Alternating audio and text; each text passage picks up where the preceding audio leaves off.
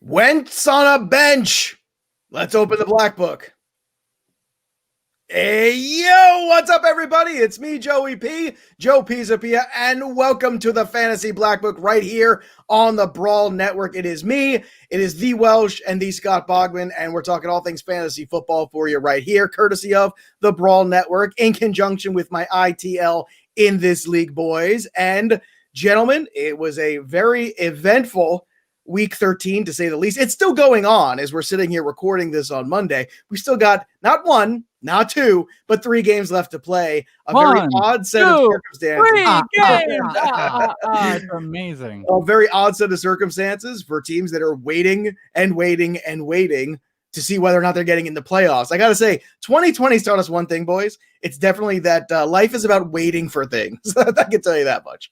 Yeah, the patience levels have been tested in 2020. If anything, we're all going to come out of this, you would assume, a little bit more patient, right? Like games can be taken away, right? Livelihoods can be taken away. Get to the point. Yeah. Okay, maybe not everybody. 2 of the 3 here could make me be a little bit more patient, but I'm excited. I'm excited. Week 2 on the Brawl, and Week 13 in the NFL was wild to me. Absolute bomb out by one team. The greatest game for me, I mean, I'll save it. There's a little teaser here. The greatest game of the entire season was in this week. The best moment and the best week of all of them. Bogman, I think, knows what it is. Don't spoil it. Well, when we get there, I will announce what that game is. The best game of 2020 was in Week 13. Wow, I'm fascinated to see which one that is. So let's kick things off here with obviously maybe the biggest overall storyline going forward, because there were a lot of tight games, a lot of close games, a lot of games that probably could have gone one way or another in the fourth quarter.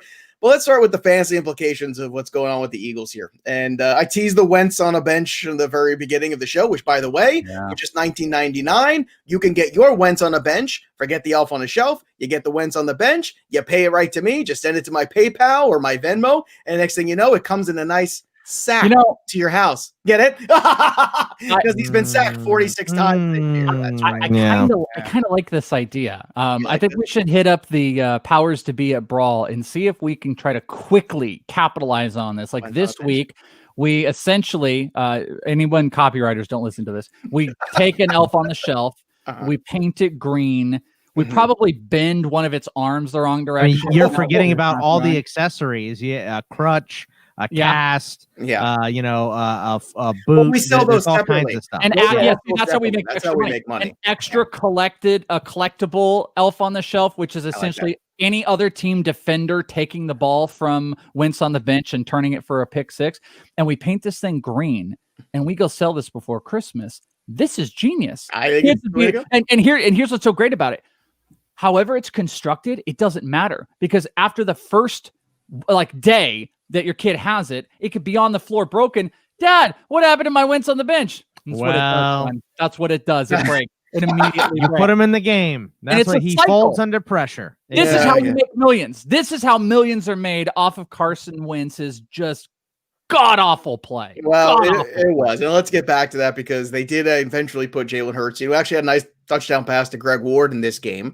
But this game was basically all Packers. It was too little too late on the Eagles side, and that 77-yard run from Aaron Jones was just fantastic. I mean, just physical running there. Devontae Adams, very physical with that secondary. 2 Boggs. That secondary just didn't seem to want to really tackle any of the guys on the Packers. And I feel like the Packers are playing offensively, and I mentioned this in a lot of shows last week with Robert Tonyan and a couple of the other guys. They're playing a little bit more physical, a little bit more edge this year, which is something they didn't have last year.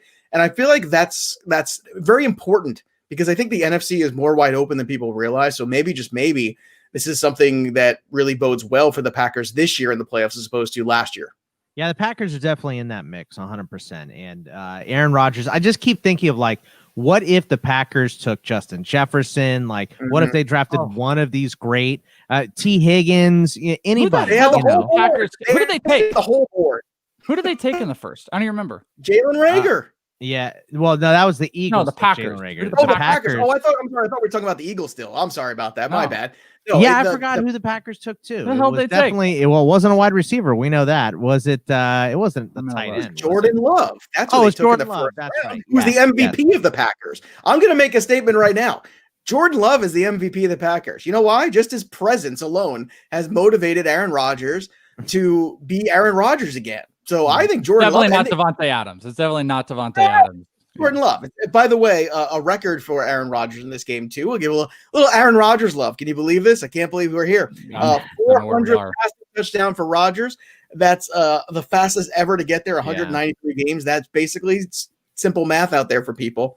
About 200 games, 400 touchdowns. Basically, you're looking at an average of 2 touchdowns a game for a career. That's pretty good where I come from. Yeah, he's almost got that. He's got the Taysom Hill average, 2 touchdowns a game. He's almost on that same plane as Taysom Hill. Good for him. Well, let's get back to the Eagles here, because obviously Carson Wentz's contract is prohibitive. So cutting him is almost a non-option. Trading him is very difficult.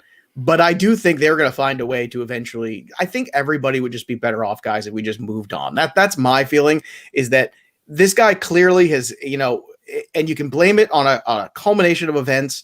The Super Bowl, having to watch, Nick Foles, the injury that he had, having to sit out, the concussion that he had last year in the playoffs, having to play in a terrible offensive line with not a lot of weapons the last few years, the inability of Doug Peterson to want to run the football for some odd reason. I got the place for him. I got the destination for Carson Wentz. Mine is Denver. Because I feel like you want to put every quarterback in Denver. I want to put every quarterback that could instantly turn around a situation, and you give him Fant, Jerry Jeudy in a run game with that defense, and I think you can win games with Carson Wentz in Denver. And again, it's a combination of you need cap room and desire to acquire a guy like Wentz because you're maybe not good enough, or should I say bad enough, to draft a quarterback this coming year. So where's your place, Welsh? Well, I was going to say Jerry Jeudy would be very happy about that. I don't know if you guys saw his tweet where he tweeted out, he's like, well, at least I got my cardio in from the game. No, I did not see that. That's Drew Lock. You guys might be surprised about this, but how about an even exchange of Garoppolo for Wentz? What a perfect place for Wentz to go, where he just hands the ball off 40 times a game. You have a strong defense to cover him. And guess what? The 49ers do not live on air yards. They live on yak. That is how the 49ers live. True. So all you got to do is throw it 8 yards to Debo or George Kittle, and they get the rest of the yards. Good defense, running game, no air yards, yak. Carson Wentz in San Francisco, that's a winner for you. Right. I feel like Jimmy Garoppolo in Philly is for people who love watching horror movies where they like torture people, right? That's what it's for. I mean, the guy breaks down behind a good offensive line. Let's see him go to one Mississippi O-line and see how long he lasts. So I'd love to see it. Look, it's I like Carson Wentz in Philly with a new coach. That's what I like. All right, that's fair. I think there's no way they can trade him. No one's going to take his contract is absurd.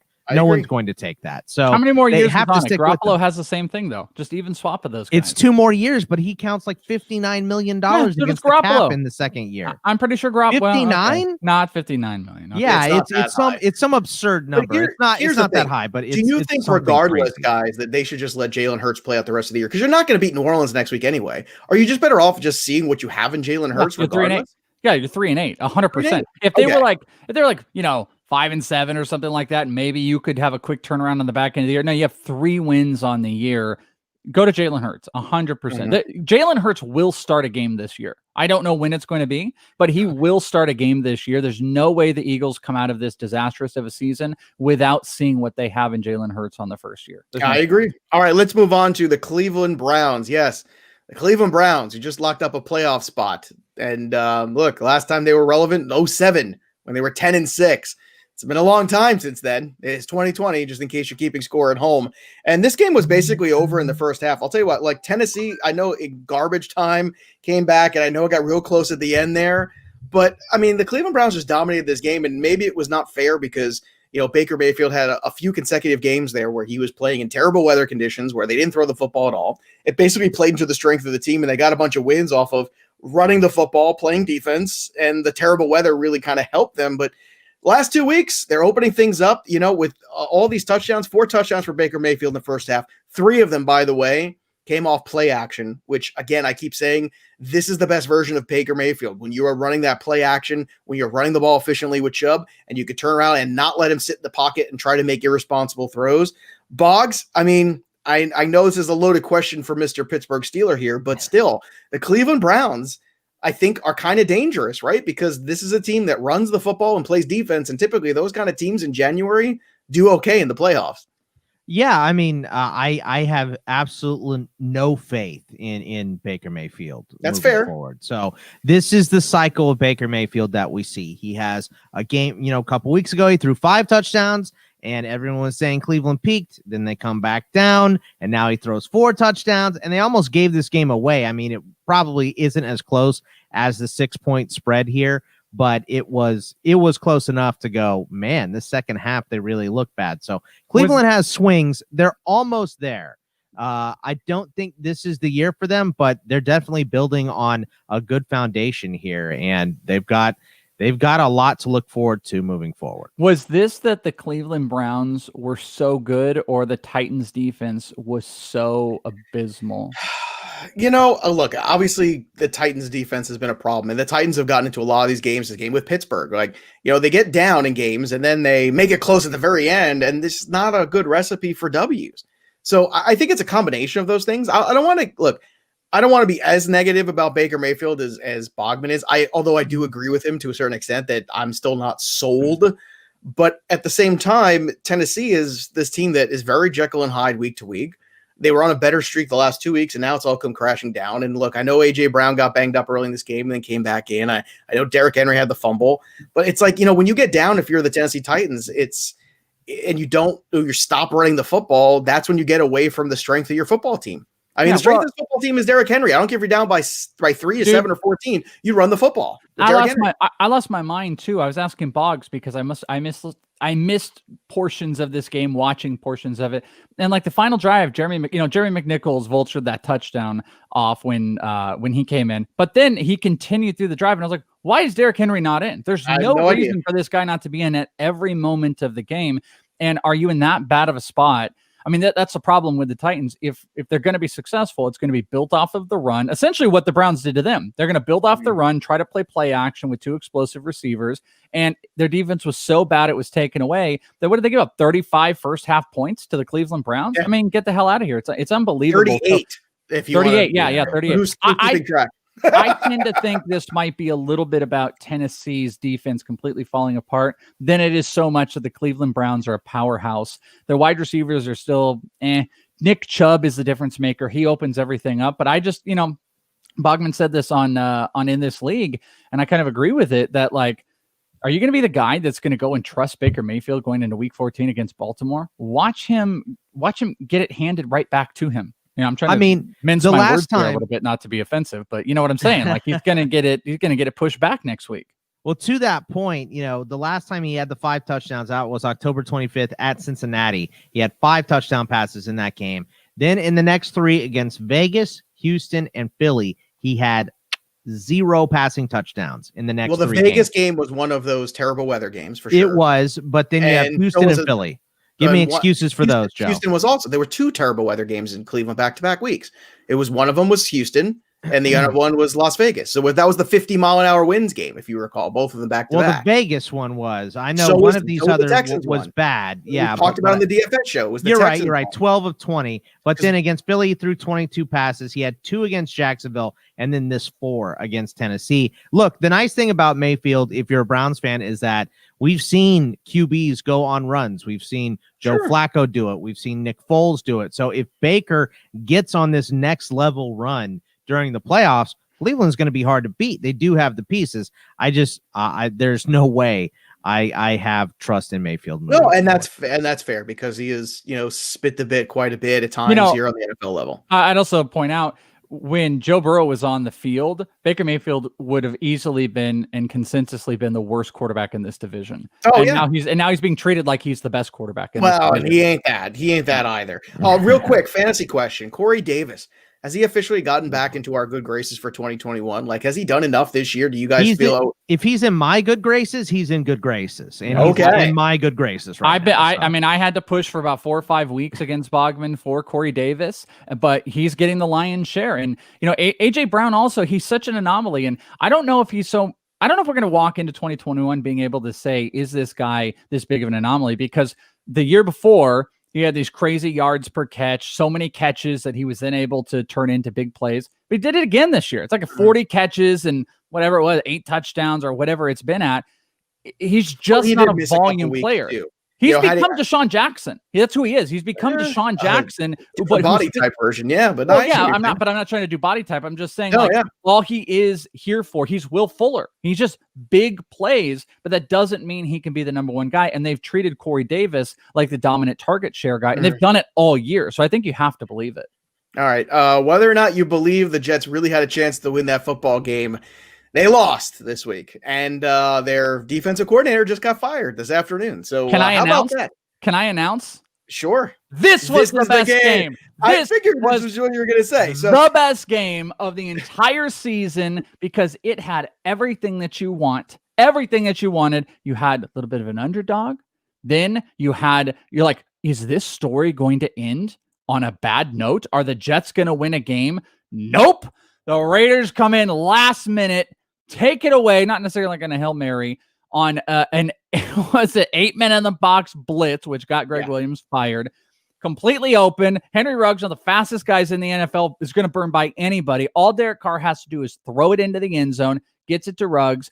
The Jets finish off and complete being winless. It's the greatest moment because I had all the feelings. I was like, oh my God, the Jets are going to win the game. This is stupid. It's all happening. Nope. It came back. It was the best game in the entire Jaguars season. At the time, too, were, looking like they might win, too, which would have just been hilarious, right? If the Jaguars actually pulled off a victory and the Jets pulled off a victory in the same week and they still were in the same spot in terms of draft order. But here's a fun stat for you. Ready for this? I pulled this one.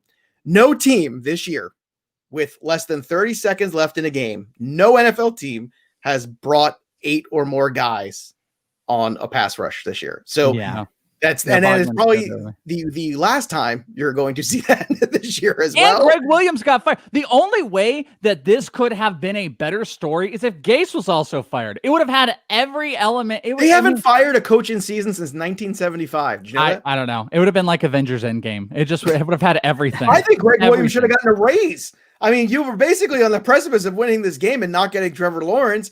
The dude should have been, they should build a statue to Greg Williams. Greg Williams at the end of the game, he opened up those little portals and all of the Avengers came in to blitz Derek Carr. It was the best moment. It was so good. God. And all Jets fans wish they had all the Infinity Stones so they could snap and have that whole staff gone. It's so great. It just almost had everything. It was my favorite moment. I haven't enjoyed a game all season like that one. And I know, maybe it's my personality and other people can't appreciate it. And they were trying to think like, maybe they took it serious. What was the game that Welsh was thinking? It's like, no, it's clearly that one. I want the Jets to go 0-16. At this point, you know what? Have the Steelers. I hate to say this, Bogman, because they're going to play in about an hour when we're recording this. Have the Steelers go undefeated. Have them go 16-0. Make sure the Jets go with them 0-16. It's all I want out of this season. That's all I want. So thank you for keeping the hope alive, Derek Carr. Well, you also got the Derek Carr bounce back game, which was inevitable, which we thought was going to happen. I can't wait, by the way, because next week you got Russell Wilson coming into town. They're losing to the Giants. So you just fired your defensive coordinator, and now Wilson and DK Metcalf are coming into town after a loss to the Giants. That is just, talk about weird timing of things. All of the shares of Russell Wilson and DK Metcalf in the Seattle Seahawks next week. But look, Darren Waller, 200 yards in this one, a tremendous game for him. And he had been kind of lackluster lately. So what was your take, Bogman? Take this away for a second and let me know, what did you think about this Darren Waller performance and whether or not this is another way things where we look at the overall stat line and we go, Darren Waller, high-end tight end, but then you look at the game log, you start to go, well, some of these games were not as great, and this really is going to pad to those stats overall.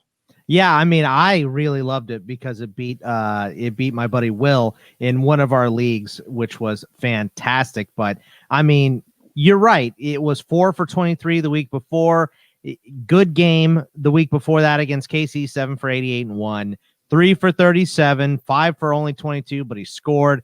So he's been stacking together decent games and then following them up by rough ones. But this one was gigantic. So I am losing my mind. Here's a plug I want to give everybody, and it's this. Why you watch the show on YouTube too. This has never happened. I do TV 6 days a week, And right now, you know what? Hold on. Let me tell. Let him explain. Let me tell. So we are currently on the Brawl Network's YouTube channel. So I want you to go and subscribe because I want you to watch. This show is available right now as you're listening and watch it. What are we at? We're about like the 17. Go to about the 17 or 16 minute mark if you don't want to watch the whole show. All of a sudden during this show, Joe starts to become like Scarface, and there's a line of light. My little team. There's a line of light that was going down his face. I would have a couple moments of smiling. I saw Bogman have a smirk, and I didn't know if we were on the same page. And then it started getting bigger and bigger, and I was ready. I couldn't hold it in anymore. Did you see the chat? What I said in the chat? Oh no, I see stuff in the chat. I didn't. Yeah, my face I said like the sun sitting Joe in the face looks like Chase Claypool's eye black because he does it from the top of his head down in an angle down all the way his face. So Joe tees Bogman up. And then as soon as Bogman talks, he runs off screen. You can see him, and I know what he's doing. And he's trying to do the light. He comes back, and the light is bigger than it was, and I just lose it. I lost it now because what's happening is it's coming at such a weird angle that it's now hitting something on the side of the office, and it's not coming from the window. It's coming from there. It's coming from the opposite side. What's so magical too is we literally had this discussion about my lighting today because usually. Because I'm always the good lit one because I do TV all day. I don't usually do because I have professional lighting and stuff, and it's actually not really even set up that great. But I decided I'm going to close all my windows, and because I'll get like light shining on one side, and I turn on and just like you got really great lighting, and now half of his face he can't even see. I look like a Christmas miracle. I look like I'm coming to somebody in a vision. I'm like, hello everyone, look at me. I'm Joe Pisapia, the fantasy oracle. Ooh, so anyway, Darren Waller won me a week, and you know he's been great. He was great this week. Joe's great. I mean, great. Right. You know, it's just the Jets can't cover anyone, so it's not surprising to see someone have a gigantic game against the Jets. You know Henry Ruggs is on the field. Everybody who knows just anything about football knows Henry Ruggs is on the field. You can leave him one-on-one with no safety help. You're asking for trouble. Yeah. What cares if the rookie? They almost hit Aguilar the play before Ruggs. I know. And he was open. That same thing. Aguilar was right there for that. And you're like, oh, man, they really need to be careful there. Next play. I'm actually really glad we're doing this because it's like an extension off of the In This League Fantasy Football podcast. Bogman and I do that on Sunday night going into Monday. This show we do Monday going into Tuesday. And Bogman last night was full on conspiracy, thinking that this was a conspiracy. The Jets purposely did this. What do you believe? Also knowing that Greg Williams became the scapegoat. Do you believe there's a conspiracy at hand? What I've heard here, because I am in the New Jersey area, obviously. What I heard was Adam Gase heard the play call and freaked out, and the safety didn't like it either, and it was his job to change. Like, he could have changed out. He didn't because he was panicking and everything was happening so fast, or so he said. But it seemed like in the press conference, he basically was like trying to not throw Greg Williams under the bus. Marcus May. Sounded like he was trying to throw him under the bus to me. Well, I don't know. He was kind of, I mean... He was hedging saying, for sure, but he was hedging. I mean, how do you not hedge? You're in a terrible spot there. And I think you really could have thrown him under the bus. It was like a terrible play call. I can't believe that happened. Like, you really could have, but I don't think he'd gone as far, and he had every right to, basically. He said, we need to play better, and we know that, but you have to put us in a position to win. That was and to me, that is going roundabout. To say this was his fault. So, all right, we're gonna hit a break, and I'm going to try to stop coming to you, step into the light, because this is now, it's downright hilarious. This is never happened. It looks like a moving birthmark. We've done hundreds of episodes together, 6 days a week. I'm doing stupid TV stuff. I've never had this happen. Half of your face looks like powder. It looks like Mario Bates right now. All right, when I come back, I'll see what kind of tan I have. So stick around. More Black Book right after this. Oh, Mario Bates. That got me. That's a deep cut. That is a deep, deep cut. He's a great guy, too. Oh, that's hilarious. Oh, the light thing is just absolutely was killing me. It's better. There you go. It's good. He looks great now. There you go. Oh, man. Welcome back, everybody, to the Fantasy Black Book. And yes, it is much darker in the room. The black curtains. Again, it's peeking out of the corner of the curtain, bouncing off of literally. I've got this cool David Bowie poster up in the office. It's so that poster wanted you to look like David Bowie. Yeah, that's what it was. You needed some red makeup on the other side. I didn't even make that connection until just now, but that's totally what was. Ooh, that was a sign. Whoa, dude. This is ground control to Major Joe. You really made a trade in your league that's getting vetoed as we speak. Is that Rocket Man you're doing? No, it's come on. It's ground control to Major Tom, man. Oh yeah, okay. Well, I don't know. Rocket Man is Elton John. I know it's Elton John. No, that was my confusion because I'm like, wait a minute, isn't this Elton John? So that was my confusion. I'm not a Bowie guy. Well, that's a little bit of Elton John guy. I was gonna say, but clearly you're a big Elton John guy because you didn't know his song either. You want to know what my favorite? This is gonna everyone hate me, but there's this cover. There's this like bluegrass cover of Rocket Man. It's so much better than the original. It's so much. It's just so good. I don't even remember who the guys are. I'll look. Another big fan. Welch is over here like a bunch of hillbillies, but I love them. A bunch of hillbillies. It's so good. Welch to host the American Music Awards or something with all his musical. He actually does. Like I'm the guy that knows nothing about music. Yeah, I was gonna say. I thought Welch Iron Horse guy, but yeah, it's by Iron Horse. So everybody go check it out. I got it right here. Iron Horse, bluegrass band, Rocket Man. All right, let's get to some of the crazy upsets because there were plenty of them. Let's start with the Giants and the Seahawks. Look, Leonard Williams got a big sack. Defense played well. Joe Judge has his team showing up. Wayne Gallman has really the dude has just shown that he could be a running back in the NFL. The Giants win 17-12, and I got to tell you, man, the safety that could have been a touchdown for the Seattle Seahawks. Who would have thought that that's what the game would have come down to at the end of the day? But the difference between like a few inches of where they were could have been a touchdown. Instead, it was a safety. Next thing you know, this is a Giants victory. And I want to give Judge all the credit in the world, man. The dude has been outstanding in getting this team to show up and play. He won a game with Colt McCoy. Colt McCoy hasn't won a game since 2014, for God's sakes. It's unbelievable. And Boggs, I want to start with you with this one. Like the Giants' effort level is stunning compared to some other teams that have way more talent than the Giants do. Well, they want to play. Give credit to Boggs? Who's that? Anyone else you want to give credit to on that Giants game? To Colt McCoy, of course. For his of course, big Texas Longhorn quarterback. It'll come to you. It'll come to you. Keep exactly. Alfred Morris, is that who you want to give credit? No, to? he went Wayne Gallman. He called Wayne Gallman as a good start this week, and he absolutely was 16 for 135. Would have been amazing. But you know what? Let's talk about Wayne Gallman when Welsh talks. I'm talking right now. Sorry. 5 sacks. 5 sacks on Russell Wilson. That was the difference in this game. Obviously, Joe to the play where Penny Hart picked the ball up, but it's absolutely a safety. That was the right call in my mind.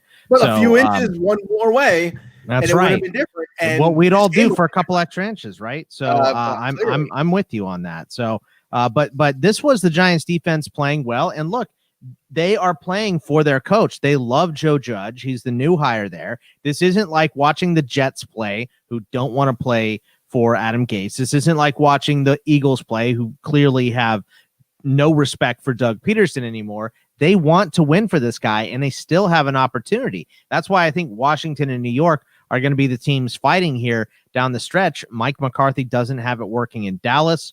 He has to do his Gallagher act to win a game. I don't know what he's doing. Maybe he's doing Dave Chappelle this week or something. I have no idea what his act is this week to try to beat Baltimore, but it's got to be better than Gallagher. So I think the Giants are dangerous, and I think it's going to boil down between them and Washington for who makes the playoffs from this division, and they might be dangerous there. And Joe, do I remember this correctly? I wonder if you have it, but isn't all the Giants have done this year is like beat covers? Yeah, they just cover. They are the best cover team in the NFL. It's unbelievable. It's all they do. Close either. It's all they do, and I got to tell you, this wasn't even the most surprising thing to me. This was very surprising.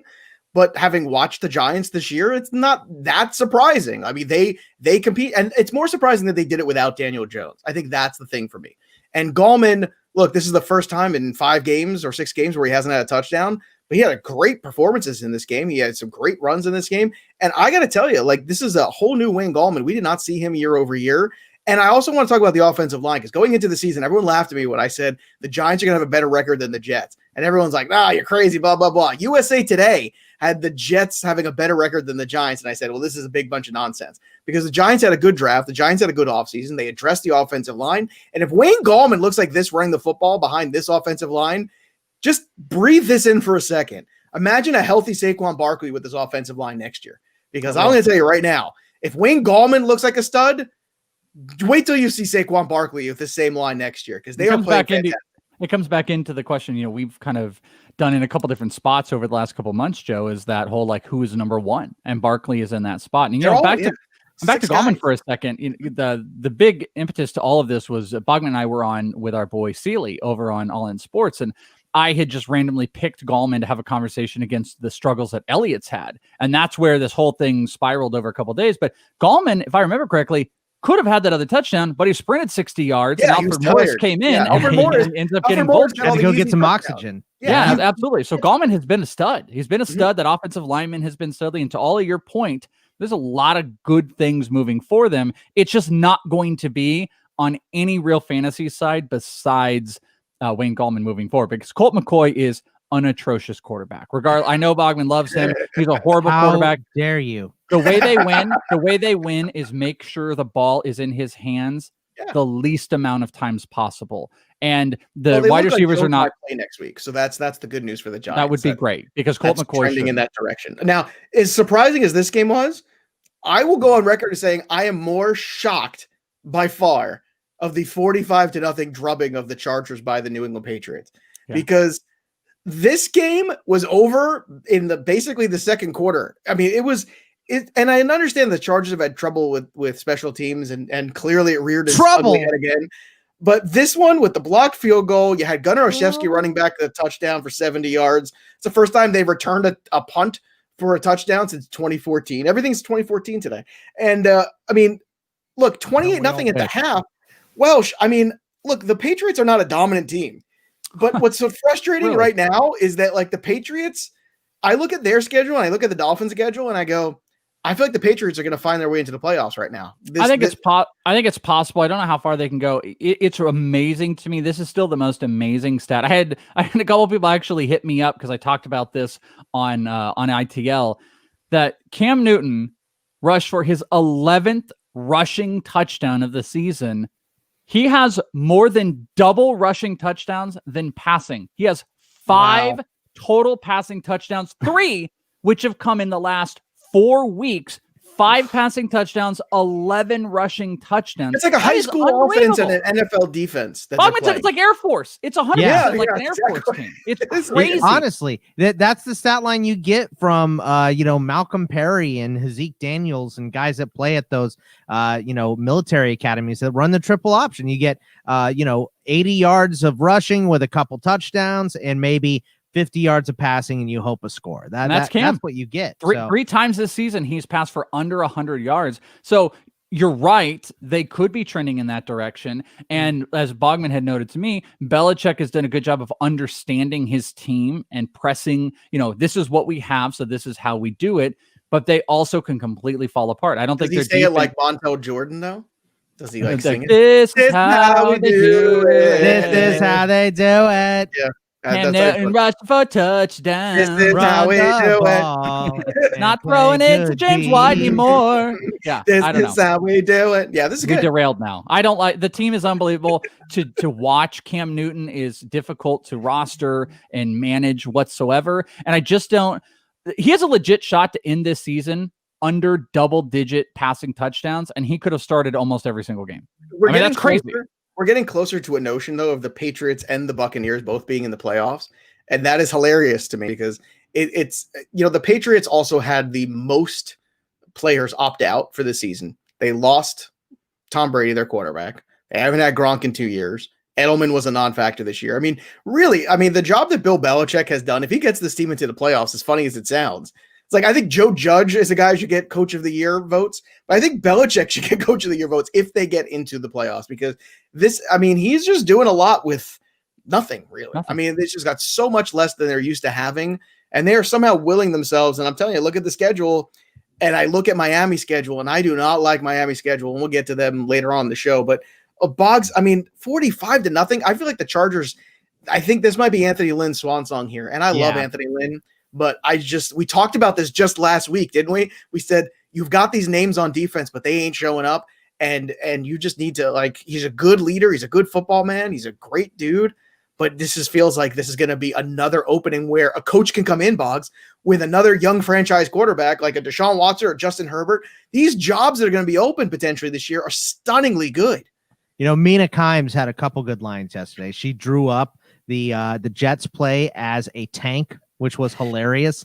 And then she had one that said, for coaches looking for a job, this San Diego, this LA job is very enticing. You have a good foundation, you have a brand new home, but it's like everything fits. And then the real estate agent tells you that, well, there was a murder in here. So it's basically what the that murder was Sunday. Like. That's when the murder was. 45 to nothing.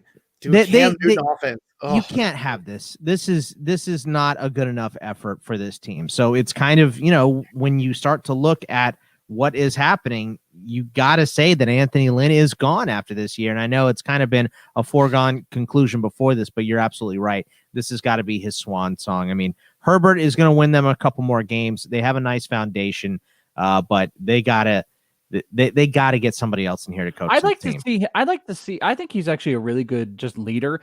I'd like to see him paired with a really, really innovative, young offensive coordinator mind. Great. I think that would be a really, because if you're the Jets and you bring in a really good offensive coach to be the guy that coached Trevor Lawrence, bring Anthony Lynn on the defensive side. I just think he's maybe I'm just, I don't know. I was enamored Zach Taylor. You know what? Cincinnati. That's a really. But good I wouldn't mind him still. I'm saying the head coach position, and just get some really innovative coordinators. Yeah, like Eric Bieniemy in there or something. Yeah, maybe. So, I don't know what head coaching job, but yeah, I think he's probably more for the head coaching. But I don't know. There's a lot of good head coaching jobs open this year. I mean, it's stunning. Yeah, absolutely. There's a lot of good candidates, and there's even more good jobs where you're inheriting a quarterback. I mean, think about it right now. If you had I think you know what? We'll save that for 2-minute drill. Let's save on that because we got more games that almost got blown here. Indianapolis 26-20 over the Houston Texans. Once again, Watson's brilliant. Kiki QT, holy crap. It's a good thing we talked about him on the podcast this week, Boggs, because in DFS, talk about ROI, $4,800 on FanDuel for him. And I know on DK he was cheap as well. I mean, that is just a stunning return, much better than even I think you and I could have possibly thought. And Brandon Cooks had a possible concussion. So right. And you know what? You don't usually get a third chance in the NFL. This is QT's third chance here. Maybe, just maybe, it does all take under the circumstances without O'Brien. I don't know. But that fumble at the end, obviously, this was the game. 2 weeks in a row, T.Y. Hilton is a thing? What's happening here? Boggs, short this out for us because he's healthy. Is that all it is? That's it. That's it. It took him a long time to recover from his issues, but he looks healthy and he's built a rapport finally with Phillip Rivers. That's always a big part of it too. And with not having any preseason games and limited practices and him being banged up, it all contributed to him not playing great with Phillip Rivers. Now it fits. And this was his first 100-yard game since Andrew Luck retired, which Welsh and I were talking about. Feels like it was 7 to 8 years ago, but it was right before the beginning of last year. I told Boggs, it's I feel like Andrew Luck is eligible for the Hall of Fame right now. That's how long ago it was, but it was 2 years ago. I feel like he's already in the Hall of Fame, and now he just came back out of retirement. If how many teams do you think actually have T.Y. Hilton on it that are relevant, Welsh? Ooh, not many.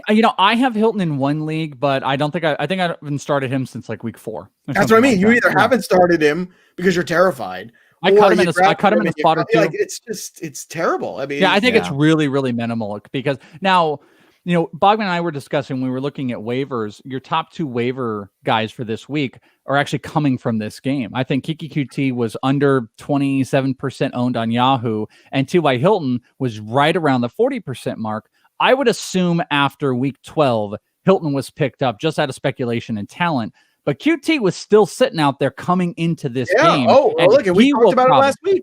Let me ask you. I think QT will be the highest of the ads just based on 100%. Availability. Who would you rather have, Hilton or QT for the fantasy playoffs? Hilton for the fantasy playoffs, probably, because I've seen enough QT dropping the football, and a healthy T.Y. Hilton has looked really good the last 2 weeks.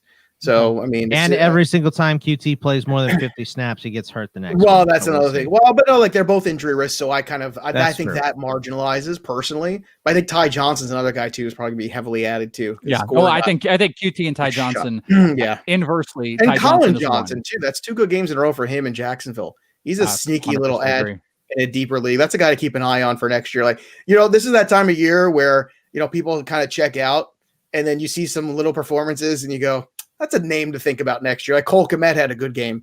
And you look at him and you go, and I know Boggs and I are big fans. This was the guy. Like we got him in that dynasty league. Yeah, I know. So we're waiting.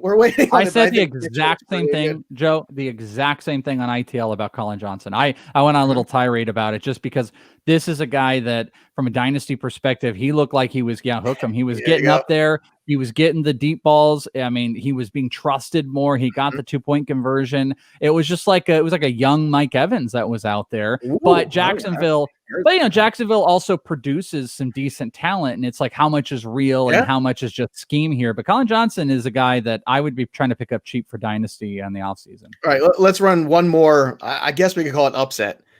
Detroit 34-30. I mean, the Bears had this game, and then Trubisky doesn't protect the football there, gets stripped, and next thing you know, the Detroit makes it a perfect on the year for every time a team fires a coach, they go out and win the next week. Unbelievable. The good news is David Montgomery had second good week in a row, so that's good. So he's played better with Trubisky there, which is no surprise to me. And I don't know, Welsh, any other takeaways from this game? It's stunning, right? You fire the coach and everybody goes, yes, that was the problem. Look at us now. We are such a good football team. Like, if I'm a head coach, that's annoying. I mean, I'm just sitting there going, where was this effort all the time? Like that's what I'm sitting at home thinking. These teams are actually very similar to me in that, like, I don't think there's a lot of awesome hidden value. I think it's very surface level. It's like Marvin Jones has just strictly taken the Golladay role. Now, I do think there's an interesting conversation to be had, but we just don't know when Galladay's going to be back. If he's back, what role does Marvin Jones move to? Whatever starting running back is in Detroit, they're decently solid. TJ Hawkinson is a middle top tight end 1. And on the Bears side, Montgomery has gotten to a very trustworthy one. Oh, this is the one thing we were going on about. I was put in a position this week where in a double flex league, I ended up having to start Cordell Patterson, and it worked out for me. Great. 10 carries, 59 yards and a touchdown. And he seems to be moving in a direction of maybe more trust in the offense. And I wonder, what is your feeling, maybe deeper leagues, of putting Patterson out in a flex spot? If you're desperate, there's a million other spots you could justify it, but like they play Houston next week. So it's not a bad matchup. There you go. So pretty that matchup, you can make the argument for that. I don't think that's how about Darnell, same players on the same team, Darnell Mooney or Patterson in your flex? Well, you want whoever's touching the football more. So, I mean, if Patterson did it last week, he had 10 carries. Yeah. I mean, and Anthony Miller's played better. I like Mooney a lot, but Miller's played better too. Mooney has showed a lot this year. Look, here's another position where I think you could take over the Bears, bring in a new quarterback. The defense is still pretty good, although they didn't play great this game. There's so many good jobs available. Well, this game, the Bears offense was good with Trubisky. They were. He had the bad fumble at the end, obviously, and on the exchange, and that's inexcusable stuff. You got to get that cinched up, especially when it's that close to the end of the game. But the offense finally played well, and the defense gave up 400 passing yards. So this Bears team, this is another team that I think will be looking for a head coach at the end of the year. To a team without Kenny Golladay, to a team that didn't have Swift on the ground. They give up that many points with so many guys. I tell you what, how about the Chargers? If they want to keep Lynn, they bring in Matt Nagy as the OC. There you go. I've never soured on a guy in recent years as much as I went from really excited about Nagy taking that job to just being completely sour. He needs someone to tell him not to throw in, not to throw in guys like Cordell Patterson. You know what I mean? Yeah. Well, you don't have that problem in LA because with the Chargers, it's set. You've got Eckler, you've got the 2 wide receivers, you got the quarterback. You just go. Yeah, but he'll be mixing in Balaj and all those guys. But that's why he can't be the head coach. Make him the OC, so Anthony Lynn could say, "Hey, look, put our best players in there. Maybe, all right, we don't want this." Problem is the defense, so that's why Lynn's not going to be there. So that's why it's going to be a whole new regime there. All right, we're getting a break. We come back. Which Rams showed up this week? Well, we'll tell you. Stick around. More Black Book right here on the Brawl Network right after this. All right, welcome back, everybody, to the Fantasy Black Book. And here we are, courtesy of the Brawl Network. And, which Rams showed up this week? Well, looked like mostly the good Rams for the most part. Kyler Murray was not good in this game. Terrible pick six at the end. That was the end of things. Another good game for Kenyon Drake. He continues that trend we talked about last week of goal line carries, red zone work, and the combination of maybe some fatigue with Kyler Murray setting in on the season, starting to look like shades of last year. Welsh, the same thing happened where Kyler Murray kind of in the second half just kind of took a nosedive, and it feels like we're kind of in deja vu here with that. Yeah, and I thought it was interesting. I had tied this to almost the exact same time where we were all ready to write off Lamar Jackson and just kind of be done with him. Kyler Murray was tied to him. It was like, well, Lamar comes down. Kyler Murray might be near the top. This might be the big guy. It's definitely Murray. Like Murray plays a very large role in this. He was 21 of 39 in this game. He's been running a little bit less. But I also think it's like a little bit of a stagnant offense. The secondary pieces in the passing game have kind of dissipated. Larry Fitzgerald has been out. Kirk has completely disappeared. There's no Isabella. The target share exponentially goes.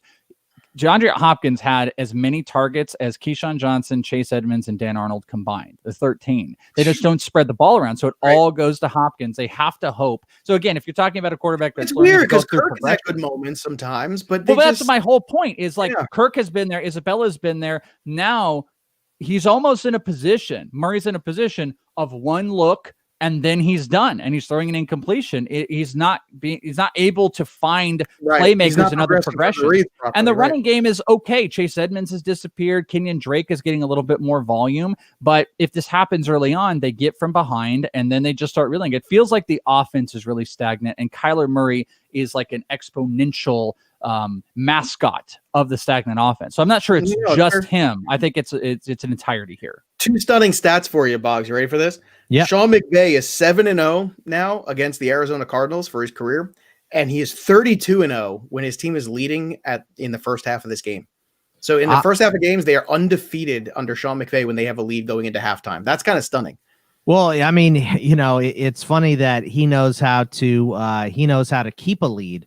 But they didn't get it against the Patriots, and the Falcons had the lead and gave it away against the Patriots. Right. But for the Rams or for the Cardinals, Kyler Murray, I think last year was tied to not being used to playing so many games, getting beat up. The offensive line was real bad.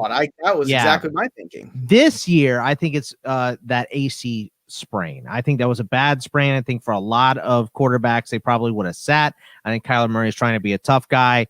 Obviously, I'm sure they give him the goofballs before the game and everything, but that doesn't make everything perfect. So I think the further we move away from that, the better he's going to be. But the Rams are playing at a better level than the Cardinals are right now, regardless of Murray's injury coming in, specifically on the defensive side. So they made that play with the pick six. They harassed Kyler Murray a bunch. They held the running game really in check. I mean, you mentioned Cam Akers had the touchdown, but he had 49 yards.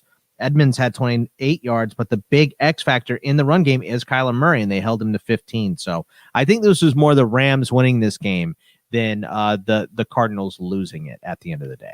I would agree with that. Going forward, Kansas City beats Denver. That Denver defense played really well. The KC's struggling in the red zone recently. They're 0 for 7 in the red zone. And I know that doesn't stop them from scoring, but it's funny. It's like the inefficiencies of them running the football this year compared to last year at this time are starting to show a little bit. And it's showing in the red zone. Hill could have had 2 touchdowns in this game. One, he had a touchdown, and then clearly, he didn't realize that the ball didn't hit the ground, but never did. And then the other one that got called back. So really, this could have been more of a blowout. But I want to give some credit to the Denver defense because the offense continues to be boring as hell. Melvin Gordon had another good game, so I guess anything's possible. But I keep looking at this as another job where you can come into Denver, pick your quarterback. You've got a lot of young weapons to build around. You got Von Miller hopefully coming back healthy. We'll see what's left in his tank next year. I don't know. I feel like, Boggs, the Denver job is a good one. And I thought Denver played pretty well hanging with the Chiefs in this situation. And maybe it was a bit of a letdown game for the Chiefs after last week. I can understand that. But look, all things being equal, the Chiefs could get another W here. And, Tyreek Hill could have had a lot more. And I'm sure a lot of fantasy owners were disappointed. Yeah, I mean, I wish they would have lost this game to give the Steelers a little bit of padding. I bet you do. For that, one loss record and everything. But it didn't happen. Look, I think that, Denver has all of the pieces that you can need on offense outside of the quarterback. So I'm not convinced that Drew Lock should be their guy moving forward. I know that Elway loves him, so he's going to get at least one more shot next year. And I don't know, man. I don't like Drew Lock as a starting quarterback in the NFL. I think he should be a high-level backup. But I think I agree. He's got the arm. He just doesn't have. He needs to sit for a while and really learn the game. He needs to pick it up for 3 or 4 years and then see if he can. I bet if Ryan later on down the road it up there, he'd be pretty good. I bet they could win some football game. Again, you need better play calling. And I thought that was going to happen this year when they changed OCs. No, I'm not the biggest fan of Fangio either. I mean, the players like him. They play hard for him. So I know. You got to at least give him that. You can play hard all you want. Plenty of spots where true. They don't play hard for a guy and it starts to get real bad. All right, let's breeze through the rest of these here. Dan Bailey missed 3 kicks, but still got the game winner here. So the Minnesota Vikings hold on against Jacksonville, and if they could have just beaten Dallas, all of this would have been so great. They're still a little behind things because of that loss to Dallas, but Boggs, you got to love this. I know you hate. How do you not have Vikings stuff on right now? I don't know. Closet Vikings fan. A closet Vikings fan. I just call it like I see it, which is you should get the helmet. I know you have a crown, but you should have the Viking helmet. Well, yeah. Justin Jefferson goes over 1,000 yards in this game. Third straight game for Kirk Cousins of 300 yards, and by the way, 4th in a row of 290 or more. So we're getting good Kirk Cousins. 3 straight with 3 touchdowns, and I believe 4 of the last 5 he's thrown for 3 touchdowns. I mean, we talked about on the DFS show. He's been money. Jefferson probably. I mean, he should be considered rookie of the year right now. As great as Herbert's played, that team is terrible. The Vikings are competitive, and Jefferson's done it with Thielen, without Thielen, so nobody can say any boo about that anymore. The New Orleans Saints 21-16 over Atlanta. Hill looked much better in the pocket to me. Welsh. He looked more comfortable. And I kind of was driving this home all week, which is let's not put too much stock in what we saw in Denver with New Orleans, because that was a game where it's just like, don't do more than we have to. Just get out of Dodge, get everybody healthy, and move on to the next week. And this was him facing the Falcons for the second time in a few weeks. He looked better in the pocket. He made some good reads. He's got more juice on the ball than Tim Tebow, so I'm so sick of that comparison and that nonsense. But to me, this was like looking like Taysom Hill could run this offense. Thomas bounced back. Kamara bounced back. Traquan Smith got involved. I thought this was a really good game for Taysom Hill, and I think if you are Sean Payton, you're sitting back and going, see, I told you so. I mean, this is the first step of it. He still didn't get Alvin Kamara involved in the offense. He had 3 pass attempts go to him, which I believe is 6 total in 3 games targets that have gone to Alvin Kamara. So as soon as Taysom Hill took over at quarterback, Kamara has just disappeared on that front. And that's what makes him so scary, because if you are solely relying on Kamara in the running game, you're going to be disappointed maybe more often than not, to be honest with you. He only had 15 carries. Luckily, they were able to eat up Atlanta. He had 5.9 per rush. Same thing Taysom Hill did. So he had 88 yards and a score. And the other thing that I think that's different here, and Bogman and I were having this conversation about Michael Thomas, is that, you know, when Drew Brees is in there, he can spread this ball around. Taysom doesn't really do that. Taysom solely seems to target Michael Thomas. I say that Sanders and Traquan Smith both had 6 targets, but 11 went to Michael Thomas. So Thomas has gotten back to being the primary target, but I'm concerned with Kamara not there. But at the end of the day, Taysom Hill, everyone, you keep looking every single week and you're like, hey, there's a QB1. It doesn't feel good. It doesn't feel right.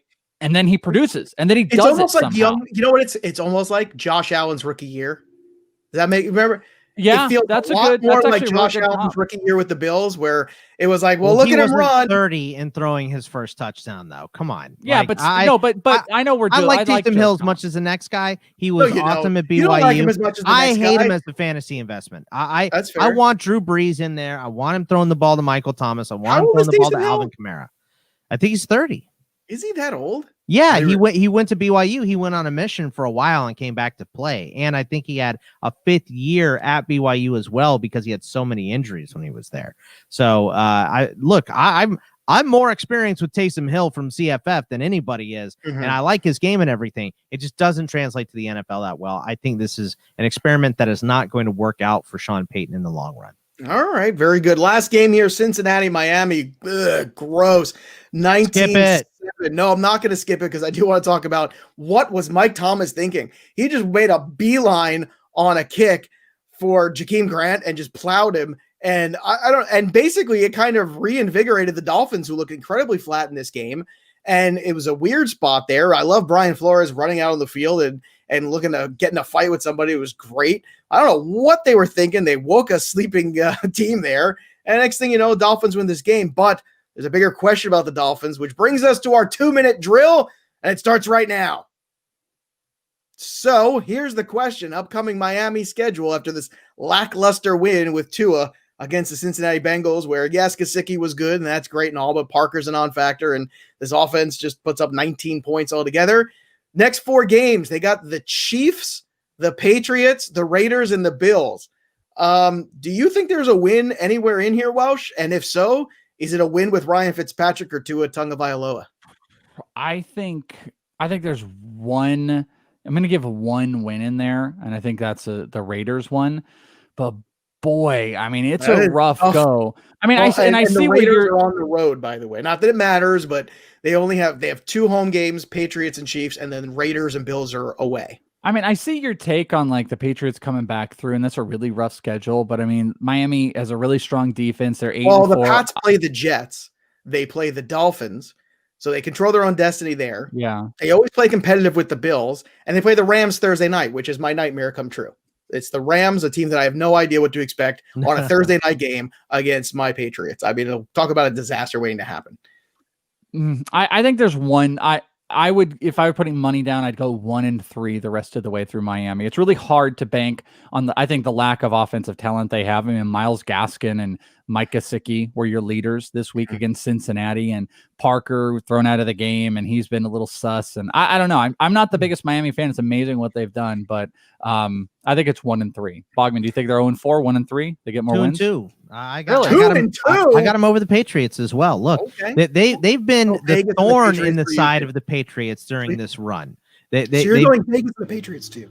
Yeah, exactly. If you can speak, if you're not verklempt, I'm going to give you a subject, Joe. All that light that I got. The chickpea is not a chick nor a pea. Discuss. But for this schedule, I'm a hot mess today. What's wrong with me? They beat the Patriots usually 1 out of 2 a year. It's crazy, but they usually get one. And this is a time where it's not a thorn in the side.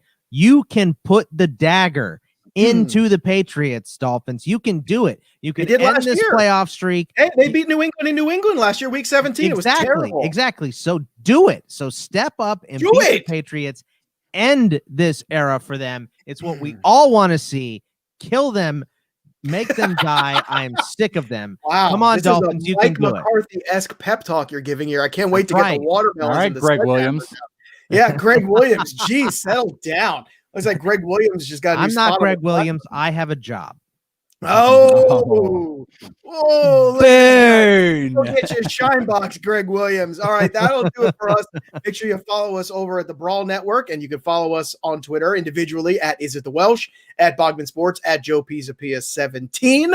And again, go subscribe to us on the Brawl Network, one of the biggest podcast networks growing right now. They got football. They got some NBA going. They got all kinds of stuff happening. So get in there, especially Brawl 22, Michael Shoddy's new show too. Great stuff there. So check them all out. Go follow them on Twitter at Brawl Network also. That'll do it for us. But the story of the game goes on. For Bogman and Welsh, I'm Joey P. We'll see you next time.